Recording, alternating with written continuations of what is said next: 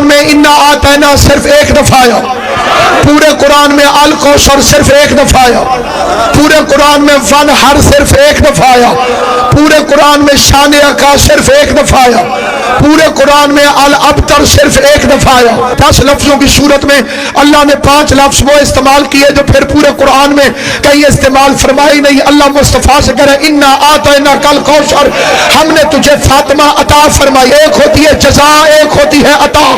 बराबर के बदले को जजा कहते हैं, हक से किसी को कम दो तो उसे जुल्म कहते हैं, किसी के हक से उसे ज्यादा अता करो तो उसे अता कहते हैं। कुरान मुस्तफा के लिए जजा है, नबूवत मुस्तफा के लिए जजा है, फातिमा मुस्तफा के लिए अता है।